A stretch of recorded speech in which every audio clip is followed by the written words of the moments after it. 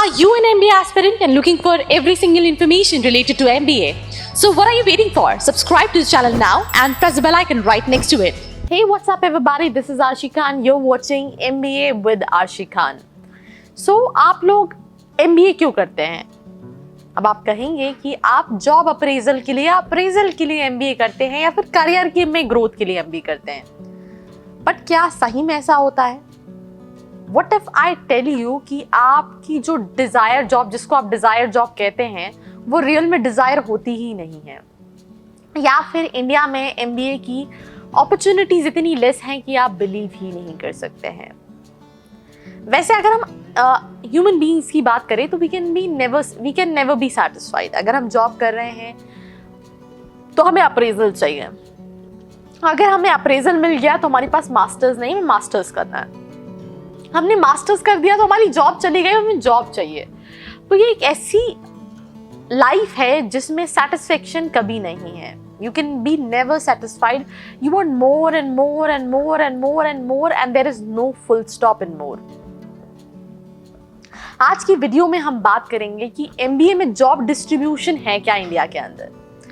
आप जॉब क्यों करना चाहते हो? बिकॉज आप अपने आप को इंडिपेंडेंट देखना चाहते हो, इंडिपेंडेंट बनना चाहते हो, या फिर अपनी फैमिली को सपोर्ट करना चाहते हो. बट क्या आपने कभी ये सोचा है कि मैं MBA इसलिए करना चाहता हूँ because I want to interact with new people and I want to learn something, या फिर मुझे एक्सपीरियंस चाहिए, मुझे कुछ नया सीखना है? I don't think so. Hardly 1% students होंगे जो ऐसा बोलेंगे that I want experience, that is why I want to do MBA. But rest of the audience will say कि नहीं, मुझे फाइनेंशियली इंडिपेंडेंट होना है और अपनी फैमिली को सपोर्ट करना है. क्या आपको पता है 93% of MBA graduates are unemployed?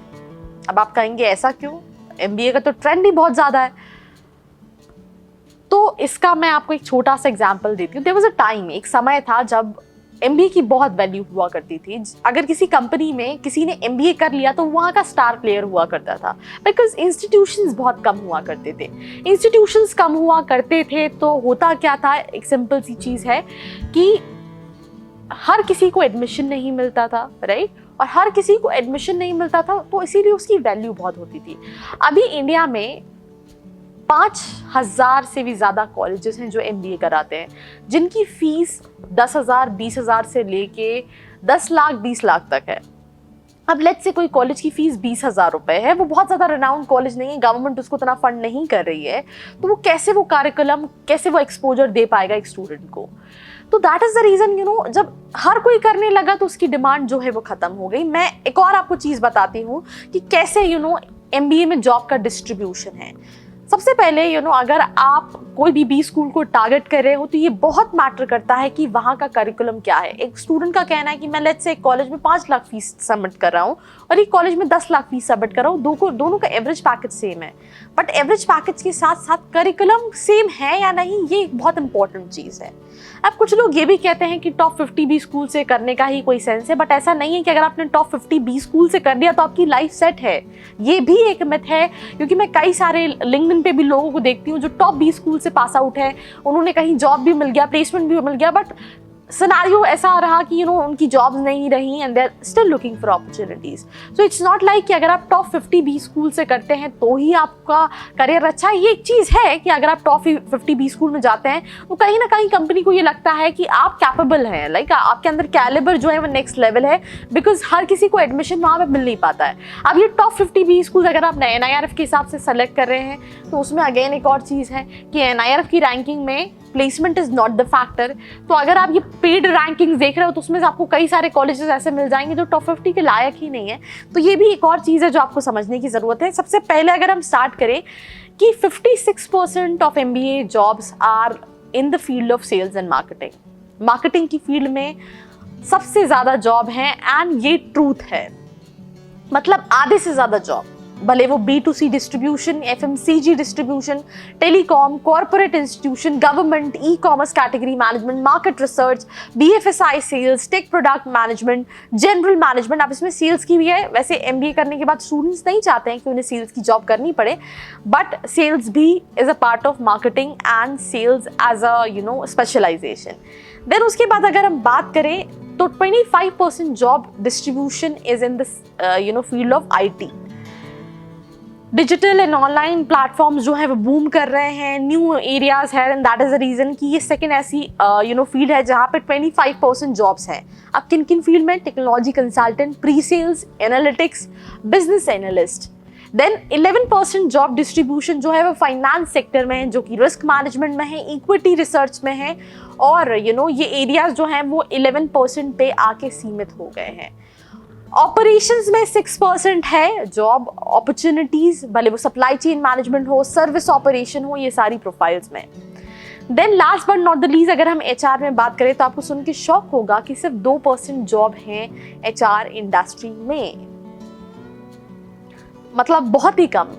जितनी भी टोटल जॉब्स अवेलेबल हैं उसमें एचआर के लिए सिर्फ 2% है। बट अगर आप किसी भी कंपनी में बात करें तो बिना एचआर के कंपनी इज लाइक पॉसिबल नहीं है, बट स्टिल अपॉर्चुनिटीज कम है।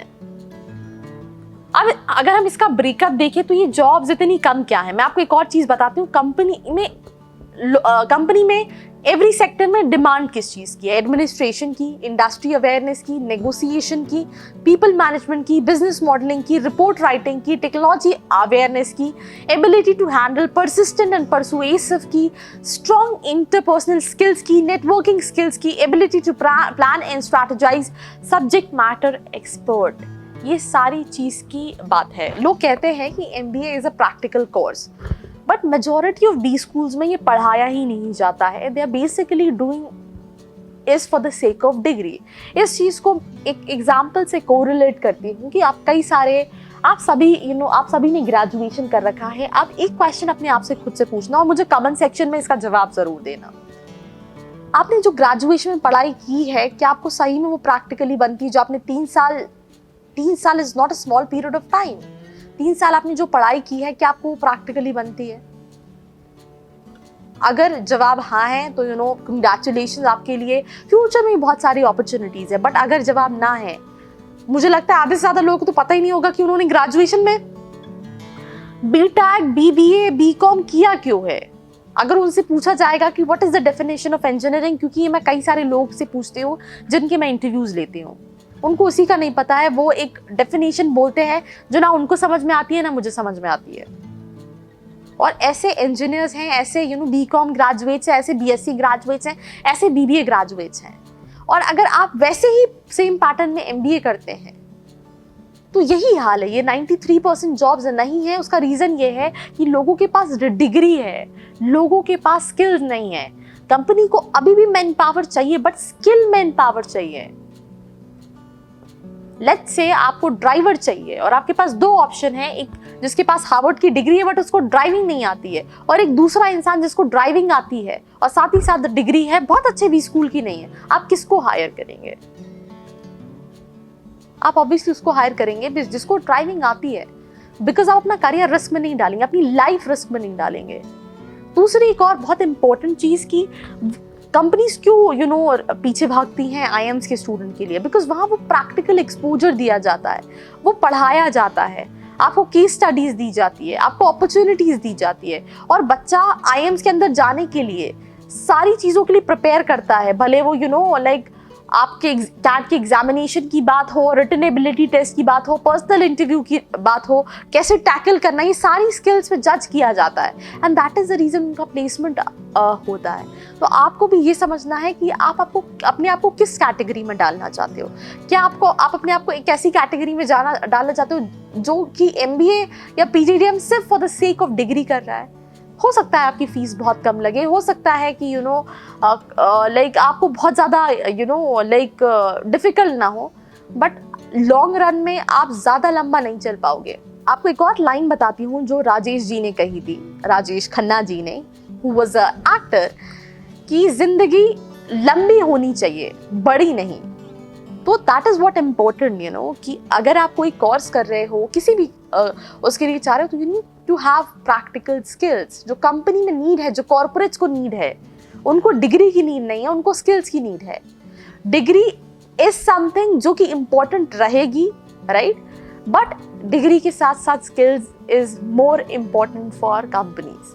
So this was all about this video. अगर कोई question है तो you can ask us in the comment section below. Do not forget to like and share this video with your friends. Until then, see you in the next one. Are you an MBA aspirant and looking for every single information related to MBA? So what are you waiting for? Subscribe to the channel now and press the bell icon right next to it.